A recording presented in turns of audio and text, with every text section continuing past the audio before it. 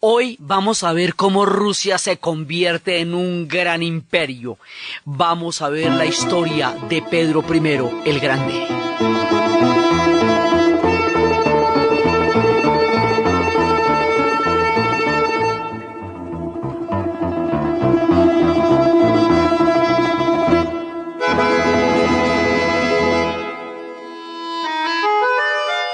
La vez pasada estábamos viendo cómo hay un momento en que se produce una regencia en el que Sofía, una hermana mayor y que habíamos visto es una mujer muy capaz, va a quedar a cargo de dos zarecitos chiquitos, que son Pedro e Iván, y se ven los dos tronos de los dos zarecitos en el Kremlin, los dos tronos igualitos y el trono de ella detrás, soplándoles qué es lo que tienen que decir ante los embajadores y todo eso. Y era una mujer bastante dotada para los asuntos del Estado y bastante interesada en serlo. Pero esta era la época que le iba a tocar, era Pedro. Entonces Pedro, cuando era pequeño, tenía un juego. Jugaba con los muchachitos de su mundo, jugaba a los soldados, pero jugaban con armas de verdad, jugaban con cañones y cosas de esas, que a Sofía no le parecía así como particular que él jugara con eso. Y entonces resulta que con el tiempo, esos muchachos que jugaban con él de chiquitos, que era un juego de niños, se van convirtiendo en muchachos grandes, y con el tiempo, y jugaban contra los del pueblo de al lado, y hacían toda clase de simulaciones y todo. Bueno, el tiempo esto se fue volviendo una guardia personal, pero una guardia personal, la cosa más increíble, que le dio un poder a Pedro. Esta gente lo acompañaría toda la vida, como los generales de Alejandro. A diferencia de la historia tan trágica y tan terrible de Iván, este man la va a pasar chévere. Va a tener muy buenos amigos a lo largo de su vida, gente en quien confiar hombro con hombro, que es la mayor fortuna, el mayor tesoro que puede tener alguien en el poder, alguien que sea su mano derecha y en quien confiar. Va a tener amor, va a tener grandeza, va a tener logro, su vida va a ser espléndida, y de su mano Rusia se va a convertir en una cosa del otro mundo y va a pasar de ser esta historia de reinos que casi lo logran y a veces lo lograron, a convertirse en un imperio de verdad para Dios. Y va a salir a Europa, digamos, es el estreno mundial que se tenga el mundo, que Rusia se convirtió en un imperio. Y todo eso va a pasar de la mano de este personaje que es impresionante. Y su hermana lo era igual, fíjate, pero ella era mujer y el hombre la va calibrando desde chiquito. Dice esta mujer, yo soy el que voy a gobernar. Y ella tiene todas las ganas de quedarse en el poder y convertirse en zarina, y esto no se va a poder. Ahora, él de pequeño le pasó que hubo una rebelión en las conspiraciones de boyardos y todo eso, en tiempos de regencias, en vacíos de poder que suceden, hubo una rebelión. Y eso, aterrorizados, salieron del Kremlin él y su mamá, y estuvieron a punto de ser asesinados por una conspiración, y se fueron a un poblado cercano, donde estuvieron asilados, y eso hizo que Pedro le cogiera bronca al Kremlin, y a Moscú. Digamos, nunca a Moscú le gustó porque tenía la imagen de la gente que él vio asesinar, porque se mataron muchos de su gente, y luego él va a tener ya una infancia, digamos, eso fue lo que le pasó, que le dejó una huella muy profunda. Pero de resto el hombre va a crecer en buenas condiciones y nunca va a querer volver a Moscú, nunca va a querer al Kremlin. Por eso es que de aquí en adelante se van creando las condiciones afectivas para la fundación de una nueva capital. Entonces el hombre, con su guardia personal de mucharejos, que van a crear una guardia enorme, se va a enfrentar a la guardia personal que la zarina, pues que la mujer, que su hermana Sofía tenía para ella. Y finalmente, cuando ya tiene la edad suficiente, la va a desafiar, va a derrotar a la guardia de ella frente a la ventana donde la recluyó en un monasterio, y debajo de la ventana los va a ahorcar, para que ella sienta los gritos y el dolor del fin de su, digamos, de su efímero poder, y la va a dejar allá encerrada el resto de la vida, y se ve esa ventana con ese frío en ese monasterio y con ese jardín afuera, y es una imagen absolutamente triste de cómo se truncó la vida de una mujer que hubiera podido también ser muy importante en la vida de Rusia, y que le tocó la mala porque estaba Pedro detrás. Entonces empieza Pedro a gobernar.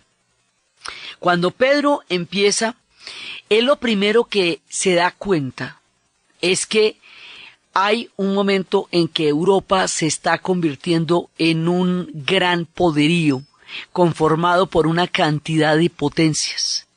Esas potencias están desarrollando toda una clase de revoluciones científicas, de exploraciones, de navegaciones, de toda, o sea, están desarrollando un conocimiento muy poderoso. Y ese conocimiento y todo lo que está pasando en Europa, en el Renacimiento, porque en todo el tiempo que los rusos estuvieron enfrentando el problema tártaro, y enfrentando el problema de los mongoles y todo esto, Europa entró en el Renacimiento. Como fueron 250 años, en esos 250 años, Europa pasa de estas sociedades fragmentadas del medioevo, un poco autistas en sus abadías y en sus pequeños feudos, a convertirse en la pomada. Ahí se da ese gigantesco vuelco del teocentrismo al antropocentrismo. Ahí es cuando la revolución copernicana, ahí es cuando Newton, ahí es cuando Galileo. Entonces, cuando Pedro el Grande llega al poder, se da cuenta que realmente han pasado muchas cosas al otro lado en Europa, mientras ellos estaban en el tema de los tártaros. Y de todas maneras la influencia polaca, que se nos había mostrado ya muy seria durante toda la época de los años turbulentos, y ahora ya cuando logran poderla consolidar en este periodo de los 90 años que estábamos hablando el programa pasado, que se gastaron los Romanov para que su dinastía tuviera el peso específico para coger las riendas de Rusia y hacerla de verdad un poder y un imperio como ellos quieren.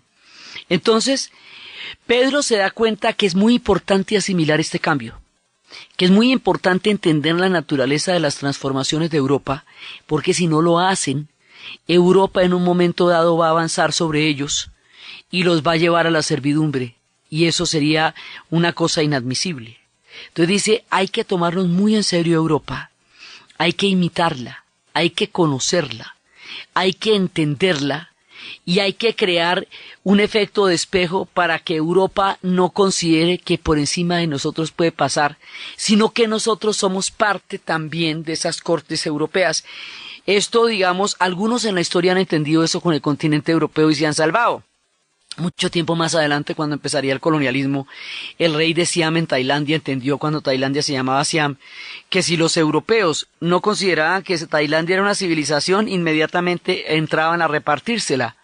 Y otro tanto entendería Japón en la era Meiji, cuando le tocó abrirse.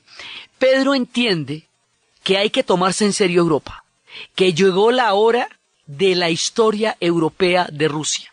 Por eso habíamos dicho en el programa pasado que la historia de la dinastía de los Rurik, desde el momento que se hace la fusión de los eslavos y los varegos y de Olga, Oleg, Rurik, Vladimir, hasta Iván, todos los Ivanes, Iván IV, Vasili e Iván el Terrible, es una historia más que todo asiática. Es una historia que tiene que ver es con los tártaros, en el momento en que los tártaros, o sea, los mongoles rusos, llegan a moldear la historia de los rusos en esa época, cuando destruyeron la Rusia de Kiev y todo eso.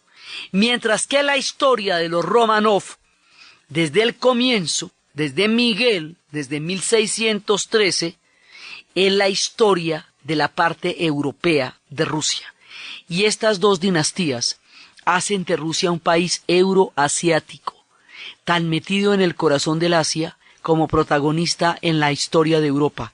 De aquí en adelante, Rusia será indispensable en la historia de Europa, tan importante desde las épocas de Pedro el Grande como las cumbres que ahorita se celebran en la OTAN. O sea, Rusia de aquí para adelante son pasos de animal grande, porque ya se está poniendo del tamaño de los europeos, y los europeos ahí ya habían cogido una ventaja grande. Entonces, ¿qué es lo que hace? Es intentar entenderlo. Entonces, por un lado manda un pocotón de gente. Usted se me va para allá y me aprende ingeniería naval y me le aprende a los holandeses cómo es que hacen sus barcos y cuáles son sus técnicas de navegación. Usted se me va y me averigua qué es lo que los científicos saben y cómo es que funciona la física y todas esas cosas que ellos están aprendiendo. Usted me va para allá y me aprende finanzas, cómo funciona la banca, cómo está funcionando la economía de ellos y qué es lo que se inventaron y cómo es el temite de los créditos y tanta cosa que están haciendo ahora. Entonces usted va y me averigua eso. Entonces manda gente por todas partes de Europa, rusos, para aprender y absorber todo el conocimiento que los europeos están produciendo para llevarlo a Rusia. Y más adelante, él va a hacer una comitiva con 200 rusos que van por todas partes durante 3 años. Y por todas partes durante 3 años para averiguar cómo es el tema de Europa. Pero él va de incógnito en la comitiva. Quiere decir que si alguien llega a saber que Pedro el Grande está en esa comitiva, inmediatamente lo decapitan por sapo. No puede decir nada de eso. Entonces, ahora, como para que el tipo pueda hacer una gracia de esas y no se le desbarate Rusia mientras tanto, ¿qué pasa? Pues que tiene un amigo tan supremamente cercano, tan verdaderamente suyo, que lo puede dejar gobernando mientras él se va 3 años. O sea, él tiene un amigo que es casi un doble de él, y a quien él también llama su majestad, ¿sí? En un juego. Él tiene, la historia de los amigos de Pedro el Grande es muy importante, porque por un lado está su guardia privada que le será leal toda la vida. Por otro lado, su amigo que lo puede reemplazar en el zarismo sin que pase nada. Por otro lado, tiene un poco de amigos, le fascinan las fiestas, le fascina, como le gustaban a Boris. Y tiene un combo de amigos que se llaman los borrachos. Y los borrachos viven en unos parrandonones, la cosa más impresionante. Beben vodka a la lata, escandalizaban a toda la sociedad, les parecía gente de costumbres sumamente perversas. Cuando venimos de toda esta rezadera en la que hemos estado en los últimos capítulos, no, aquí hay pachanga total. Entonces, y por el otro lado, Pedro tenía un gran sentido del humor. En los grandes palacios hay fuentes de agua secretas que se activan de la manera más inesperada, de forma tal que cuando los amantes subterfugiamente se iban hacia los grandes jardines a esconderse durante las grandes fiestas, salía un chorro de agua de esos y los mojaba y quedaban en total evidencia cuando volvían al palacio que andaban por allá perdidos los dos mojaditos en alguna esquina de los palacios. Era un hombre con mucho sentido del humor, era un hombre que amaba la vida y era un hombre con una grandeza tanto en su visión del mundo como en su corazón. Era un hombre poderoso. Ahora, tiene un truquito que van a tener los rusos de aquí en adelante. Así como Iván se inventó un anillo de terror a través del cual él se hizo temer y se llamó Grozny, aquel que inspira temor. Este se inventa un grupo de policía secreta, no es de terror, es de espías. Y estos espionajes rusos que van a dar que hablar en el siglo XX empiezan desde esta época. Entonces, mire, era tan secreto y tan eficiente el grupo de espías de Pedro que nadie sabe, no existen documentos de cuándo se creó eso. O sea, ni siquiera hay, no está ni documentado cuándo se creó. Nadie sabía quiénes eran, pero eran los ojos y los oídos de Pedro por todas partes. Estas policías políticas que después van a tener ellos, esas las tenía Pedro. En su momento, cuando hubo una rebelión contra él, el tipo disolvió los Streltsí, que era el cuerpo que habíamos formado antes, a sangre y terror cuando tocaba, digamos como para demostrar que si lo empujan el hombre se puede poner serio. Pero no era el terror su característica, era la ilustración, no la ilustración como movimiento, porque eso va a llegar con la Catalina, sino la apertura mental hacia todo el conocimiento y la civilización de Europa. Entonces tenía su policía política, su parce que podía hacerse pasar por zar tranquilamente mientras el hombre hacía la vuelta, su cuerpo secreto de amigos personales con los que salió desde la guardería, como los generales de Alejandro, que todos son compañeros de él desde la guardería. O sea, gente que usted conoce porque la aprendió jugando con ellos. Tenía todo ese combo que le resguardaba las espaldas en una época en que uno tiene que saber quién tiene atrás. Entonces, en ese momento, él lograba montar todo esto, lo que le permitía tener ese juego de entender las otras civilizaciones y rápidamente adoptarlas para Rusia, porque él sabía que era cuestión de tiempo. O Rusia se instalaba en la escena europea, o Europa convertía a Rusia en su jardín trasero, y eso no era una cosa que él estuviera dispuesto a vivir ni a permitir.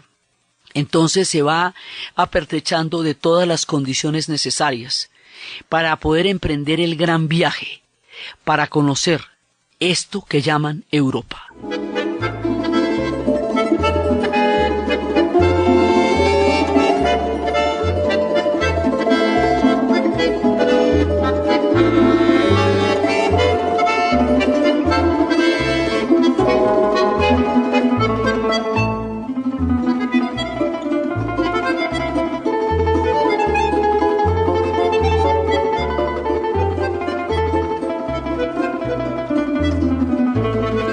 En 1697 sale Pedro y con fines educativos se va para Lituania, Curlandia, Holanda, Inglaterra, Alemania y Austria y estudia construcción naval, anatomía.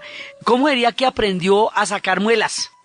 Y cuando la gente tenía problemas de muelas, él mismo iba y se las sacaba ahí en el palacio. Era un amante de los oficios. Todo zar debía saber un oficio y ese se lo sabía todos. Era carpintero, talabartero, sacaba muelas, ingeniero naval. Era gomoso, le gustaba todo, le parecía chévere todo. Entonces el hombre era increíble en su capacidad para aprender. Y para aprender en todos los sentidos. No tenía ningún tipo de prejuicio con nada que a algo le pareciera que debería aprender y otras cosas le pareciera que no. Todo le venía bien. Emprende su gran viaje. Y cuando llega dice, bueno, ahora nos vamos a poner serios, porque es que al cabo de 3 años le avisan que hay una conspiración y que debe devolverse.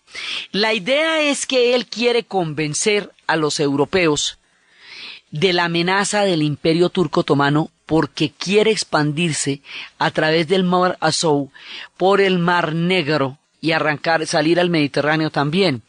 Pero ahí es donde está Turquía, que en este momento es el Imperio Turco Otomano en la máxima. El Imperio Turco Otomano durante la época de Pedro el Grande va a ser un poderío formidable, absolutamente increíble, y es cuando van a llegar casi hasta Viena. Sin embargo, los europeos no le paran muchas bolas en el término de la amenaza turca, porque para ellos, para el resto de Europa, Francia está lo suficientemente envalentonada como para poner a temblar a toda Europa, y todos están como poniendo moscas con Francia, pues se está volviendo muy grande, porque también estamos en la época en que Francia se pega a esa consolidada de Estado Nacional, y por el otro lado Suecia es muy importante. Suecia, en ese momento, Suecia tuvo un papel protagónico en la guerra de los 30 años y en tiempos de la reforma, Suecia va a ser protestante, lo que va a hacer que también esté metida en las guerras y también tenga un papel ahí muy grande. Entonces él no logra advertir para ellos lo importante de trancar a los turcos, pero sí logra que le pare bolas con el término de los suecos. Entonces se va a enfrentar a los suecos, que hasta entonces los suecos, como son tan pacíficos ahora, como son tan, tan capaces de mirar la humanidad desde una óptica distinta y plantear el premio Nobel y todo eso, y no se metieron en las guerras del siglo XX con toda sabiduría, pues uno no se acuerda que ellos guerrearon en forma. Primero eran los vikingos, con eso te digo. Y después ellos van a ser un reino muy importante, muy importante, que es el reino que está impidiendo la salida de los rusos al Báltico. O sea, para salir a Europa, eso no hay sino 2 caminos, el Báltico y el Mar Negro. O sea, o nos vamos de Mediterráneo y todo eso, o nos vamos para arriba para el Báltico por la Liga de Hansa y todo eso. Una de las dos. Esa expansión no la habíamos logrado en tiempos de Miguel y de Fiodor no lo habíamos logrado, porque ahí nos habían taponado los suecos y los turcos. Ahora, con esta alianza con Europa, sí nos vamos a poner en el temita de sacar a los suecos para poder alcanzar un punto importantísimo en el Báltico y controlar la zona. Y ahí consolidamos la historia europea.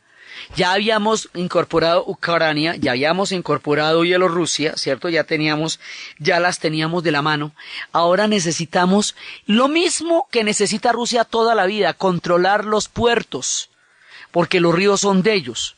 Entonces, para controlar los puertos yo necesito un puerto en el Báltico, una ciudad en el Báltico, de manera que los suecos no controlen la salida de mis ríos, sino que las controle yo. Igualmente necesito la misma vuelta en el Mar Negro, controlar los puertos de las salidas de los ríos. Siempre la historia esta es buscando un puerto para controlar la salida de un río y la comunicación a los mares. Eso es básicamente, esto son historias de geografías. Entonces, el hombre, después de haberse dado toda esa vuelta, llega y bueno, primero plantea la reforma y le va a cortar la barba a todo el mundo. Esto era un escándalo porque la barba era una forma de virilidad divina. Se la deja solamente a los grandes popes, a los grandes prelados. De resto no más. Todo el mundo le tiene que cortar las barbas, todo el mundo tiene que usar pantalones, van a dejar los pantalones bombachos, todo el mundo se va a vestir a la europeo, la moda va a ser a la europea, pero a lo bestia. O sea, lo va a hacer bravamente, porque no, que es que modernizarse significa asimilar las costumbres, asimilar la moda, la comida, las tradiciones, para poder entender el concepto de modernidad que están manejando los europeos, porque Pedro es lo suficientemente astuto que para entender que en el concepto de modernidad que se están inventando los europeos es donde radica el eje de su poderío, porque es eso lo que los hace empezar a creerse superiores al resto del planeta. Lo que nosotros llamamos eurocentrismo. Esa mirada solipsista que considera que solo la civilización europea es civilización, que Europa es el centro del universo y que todos los demás pueblos eventualmente van a ser civilizados por ellos en la medida en que los conquisten y los exploten para compartir con ellos algo de su refulgente civilización. Eso está basado en el concepto de la modernidad, porque los europeos al inventárselo se volvieron una medida de qué es atraso y qué es desarrollo, y esa medida es el concepto de modernidad. Esto lo entiende Pedro, ¿cómo te parece? Lo entiende y lo entiende bien. Sí, bueno, entonces si nos quitamos las barbas, pues nos las quitamos. Y si nos vamos a quitar los bombachos, nos quitamos los bombachos. Y aquí todo el mundo se vuelve europeo. Mi corte va a ser una corte europea. Entonces se va a enfrentar con los suecos y los va a derrotar. Hay un momento en la campaña con los suecos en que se acaba el hierro para los cañones. Y en ese momento Pedro entra en un estado crítico y dice: callémonos un momentico. El próximo que abra la boca tiene que tener una solución para el problema. A ver, lo reto a eso. Se quedan todos en silencio. Y en ese silencio de la crisis, Pedro está mirando por la ventana. Y al mirar por la ventana de pronto ve las campanas de las iglesias. Sí, las campanas. Bajémoslas de ahí y fundámoslas. Y ay, Pedro, por Dios. Pero mira cómo vas a... Bajémoslas de ahí y las fundimos. Y de ahí vamos a sacar los cañones para derrotar a los suecos. Mire, después de lo que les he contado de las campanas ortodoxas, esto es lo más impensable, la irreverencia máxima.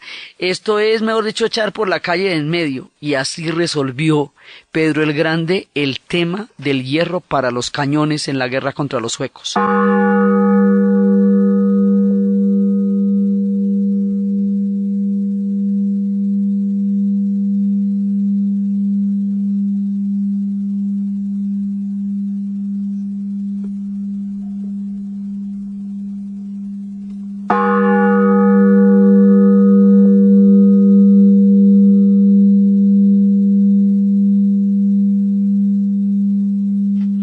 Entonces, Pedro funde las campanas. O sea, él hacía cosas que a nadie se le ocurrían. Otro día, en una batalla contra los boyardos, estaban los boyardos rezando. Claro, los boyardos le caen tan mal a él como a todos los zares por lo mismo, ¿no? Porque siempre están conspirando contra ellos, pues tiene una imagen terrible de ellos en la infancia, siempre los ve acechándolos, y una vez se agarra contra los boyardos, y los boyardos están arrodillados rezando, y él dice, disparen. Pero Pedro, si están rezando los boyardos, pues por eso, disparen. Entonces el hombre era, digamos, capaz de unas reacciones así de súbitas y así de tremendas, y con la bajada de los cañones, de las campanas para convertirlas en cañones, que esto pues ustedes no se alcanzan a imaginar lo que significa, y con todo el empuje y el poderío y el conocimiento de tácticas de guerra, de navegación, de ingeniería, de balística, de todo, va a derrotar a los suecos. Y cuando derrota a los suecos, tiene libre el camino hacia el Báltico. Y para conmemorar la derrota de los suecos, y para sellar el destino ruso para siempre en el Báltico, va a construir una ciudad, pero te digo, la ciudad, una de las ciudades más bellas del mundo, la Venecia del Báltico, comparable solamente con Praga y Estambul y París, digamos, es como París, pero más grande. Sí, una cosa del otro mundo que va a llevar en su mismo honor el nombre de San Petersburgo. San Petersburgo se va a construir sobre una serie de pantanos, pantanos fríos que quedan en el Báltico, y a través de un sistema de puentes y de canales, y sobre la sangre y los huesos de los prisioneros suecos y de millones de campesinos de la zona, va a construir sobre el pantano una ciudad espléndida, una ciudad magnífica, una ciudad inimaginablemente bella. Y es como París, pero más grande, porque el tema de los tardíos estilos que llegan a Rusia hace que cuando ya no están en Europa lleguen a Rusia, pero lleguen perfectos. O sea, el barroco ya estaba terminado, entonces aquí va a llegar un barroco perfecto, el florentino ya estaba terminado. Entonces se va a traer un combo de arquitectos, de ingenieros, de diseñadores, de escultores, de decoradores, de todo, para crear esta ciudad, y va a traer un tipo que se llama Rastrelli, que es muy importante porque Rastrelli es el que le va a dar el toque, la característica de los palacios de invierno. Y va a ser el que va a generar un estilo, que es ese estilo de los espejos que hacen ver más grandes los espacios, y son los estilos de las cenefas en las paredes en forma vertical, en colores diferentes, que dan una sensación impasmosa, increíble a los grandes salones de baile, donde van a hacer todos esos cuadros y todas esas cosas tan maravillosas. Y va a ser la obra de toda su vida. Pero lo más curioso es que en San Petersburgo hay una casa, una casita en la esquina de la ciudad, una casa de madera, sencilla, modesta, sorprendentemente sobria. Ahí pasó mucha parte de su vida Pedro el Grande, porque resulta que él era un residente de obra. La gloria era para la Santa Madre Rusia, no para él. O sea, la gloria era para su proyecto ruso. Por eso es muy importante entender que todos están al servicio de la Santa Madre. Y a pesar de todo lo francachelo y lo comilón, él vivía muy austeramente en su casita, viendo cómo levantaban San Petersburgo. Estos son unos palacios absolutamente indescriptibles. Eso es bastante más grande que Versalles, y hay que ver que Versalles es grande. Estos son unos decorados, y ese clima gélido y esos vientos bálticos le dan un hálito a esta ciudad monumental que hiere la vista con esa belleza impresionante y todas esas basílicas.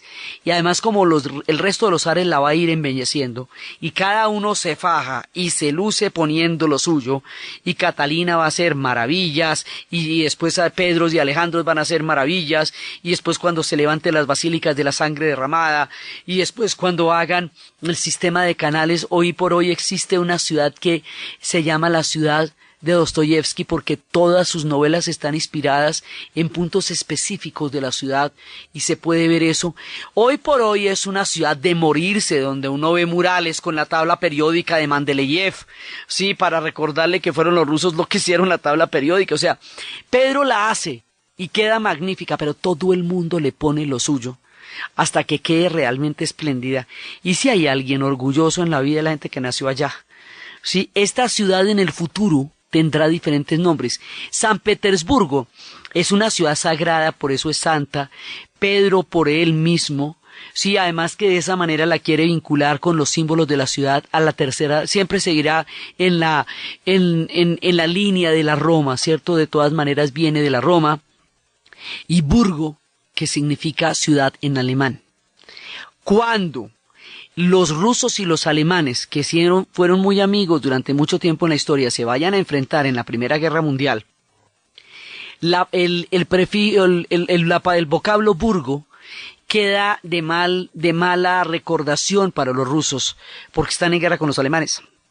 Entonces le van a cambiar Bulgo por Grad, que es como se dice ciudad en ruso.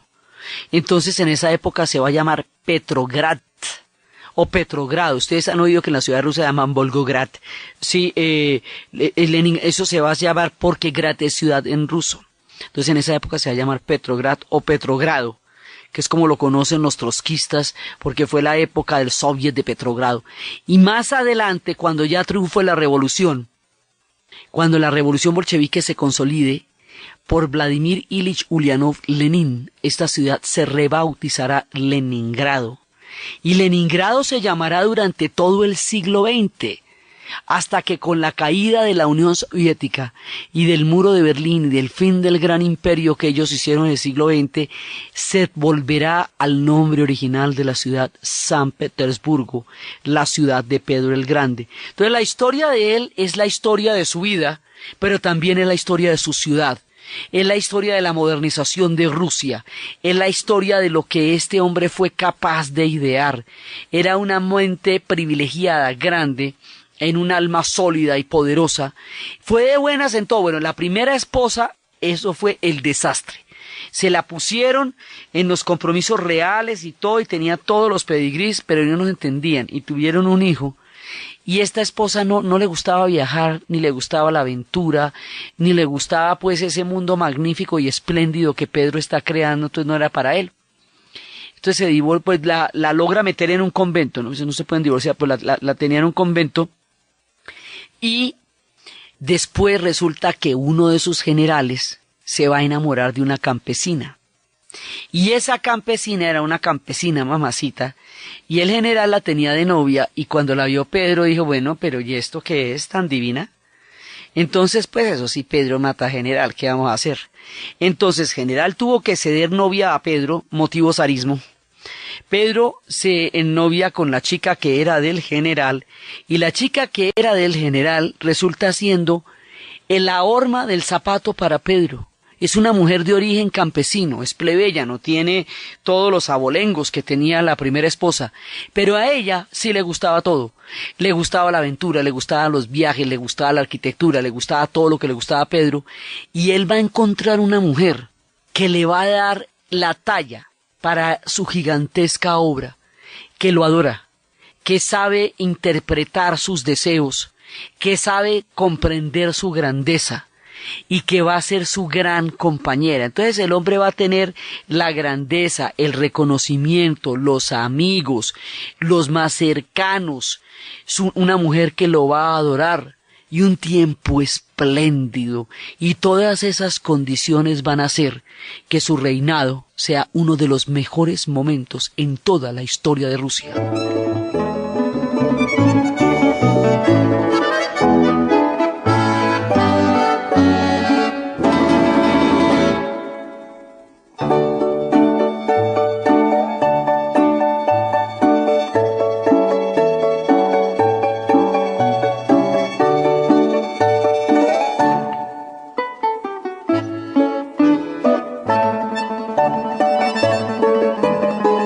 Entonces Pedro va a generar esta Rusia tan maravillosa y va a hacer un palacio para celebrar a la salida del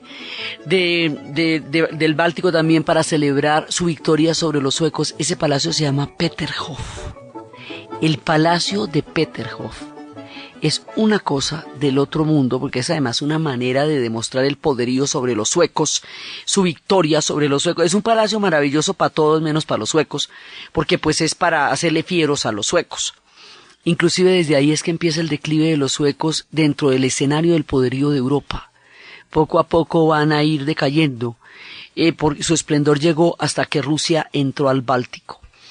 Este palacio de Peterhof es todo dorado y tiene unas fuentes hechas de terrazas, de tableros de ajedrez, del tamaño de una terraza de un edificio. 3 terrazas con los tableros de ajedrez puestos en ellas, con las fuentes que bañan los tableros, rodeadas de figuras doradas, todo hecho en pan de oro, con una cantidad de jardines increíbles. Este palacio es una joya, y ese era el que tenía también el famoso Neptuno. De ellos, un Neptuno que en un tiempo le regalaron los alemanes, que tenía un estilo muy, pues no le lo regalaron, pero tenía un estilo muy germano. Más adelante, este palacio de Peterhof, en tiempos dolorosos de la Segunda Guerra Mundial, va a quedar destruido a pedazos, pero va a quedar hecho añicos.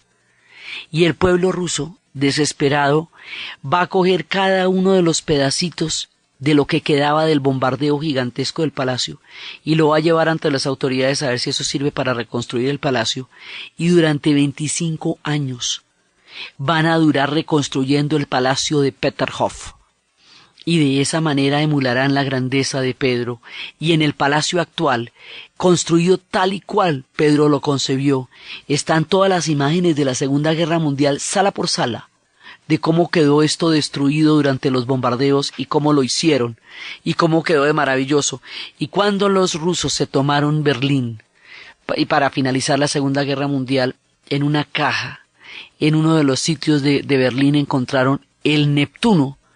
Los alemanes lo habían llevado, los nazis se lo han llevado a la invasión y lo tenían por allá en una caja, y cuando lo vieron les dio una furia, y allá tienen su Neptuno, y a todo el mundo le cuentan que ese Neptuno lo rescataron de las mismas calles de Berlín.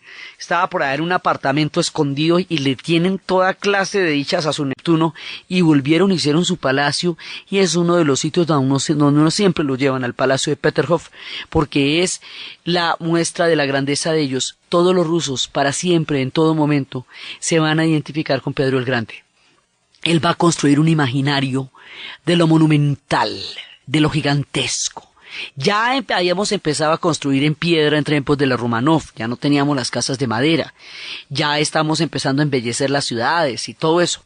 Pero esto ya es irnos para el otro lado y armar unos palacios absolutamente increíbles, y toda la sorprendente y monumental fastuosidad de Rusia, que uno no se imagina, porque porque va más allá de todo lo que uno puede creer que ellos hayan hecho. Eso lo empieza Pedro el Grande. O sea, Pedro ensancha la imaginación de los rusos y les mete en la cabeza la grandeza. El hombre piensa en gigantesco, el hombre piensa en milenios, el hombre piensa en el futuro, el hombre tiene un proyecto para Rusia colosal y se lo va a hacer creer a su pueblo, y desde ahí los rusos se empiezan a creer grandes y lo van a hacer. Y hay que ver cómo lo van a hacer. Van a llegar a ser tan grandes que van a compartir el planeta durante el siglo XX. La idea de grandeza la inspira Pedro, la cumple Pedro y la hace visible Pedro. Entonces él hace San Petersburgo, y San Petersburgo con su ancla, San Petersburgo con el monumento que le tienen a él, con los canales, con los puentes, con el Palacio de Invierno, con la catedral con la Basílica de San Isaac, con la de la sangre derramada.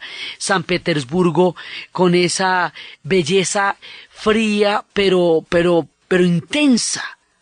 intensa, con los vientos del Báltico, con la fortaleza de San Pedro y San Pablo, con los palacios que después en el embellecimiento de los otros llegarían a tener salones de ámbar, salones de malaquita, con esos tablados absolutamente maravillosos, con los clavecines, con los instrumentos, con los decorados, con las chimeneas de porcelana azul traídas de los azulejos de todos los demás lugares.